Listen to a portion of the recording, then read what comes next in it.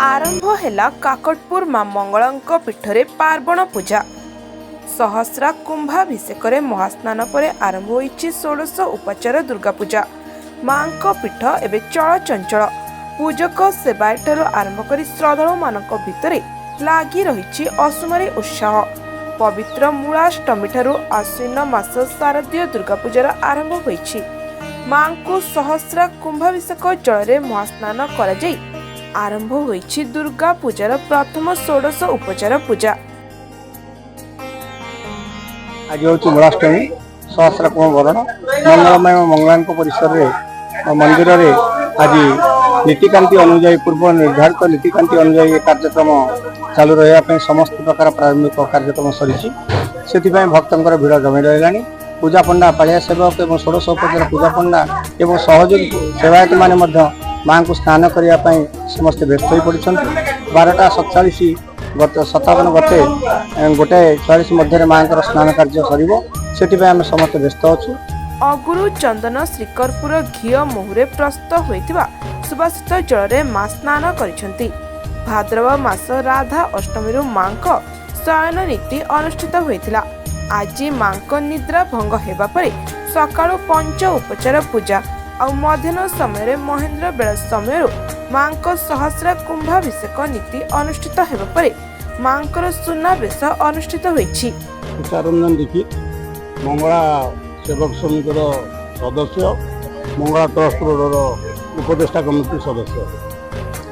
आज हूँ माँ सहस्रा कुंभाभिषेक। सहस्रा कुंभाभिषेक आमर माँ जो बांफी ट्यूबवेल जल हेनी बांफी 108 सुभाषित जल आसी सुभाषित जल में अगुरु चंदन कर्पूर आमर गंगा जल सब पड़ी पवित्रता है। आमर जो मंदिर पूजक अच्छा सुरेश चंद्र महोदय से आग ये करेंगे सुभाषित जल को आपणकर पंचमुट दे पूरा ये कलापर शुद्ध कर सारापर पूजा पंडा सेवायत एवं अन्य सेवायत मान 16 उपचार पूजा पंडा सेवायत संकल्प करेंगे। संकल्प कर सारापर ठाकुराणी स्नान करा स्नान बेले से ये जो स्नान हम आज स्नान की सर्वसाधारण दर्शन करें। कौ जगह हम ना स्नान हे ठाकुराणी पाखे आमर जो अच्छा सिंह पाखे ठिया समस्त साहाण मेला दर्शन करें।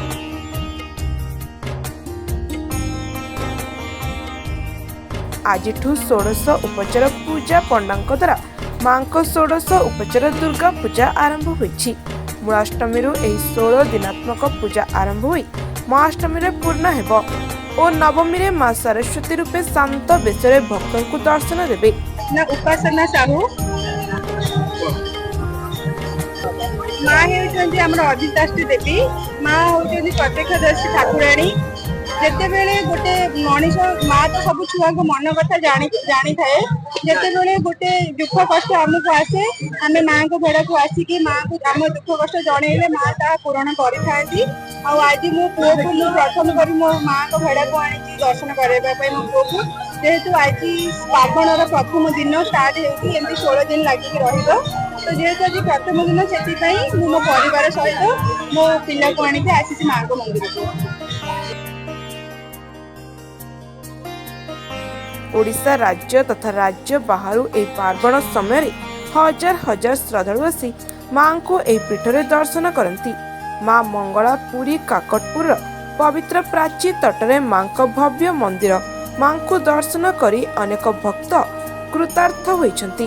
काकटपुर तुषार रंजन दीक्षित का रिपोर्ट ओडी लाइव।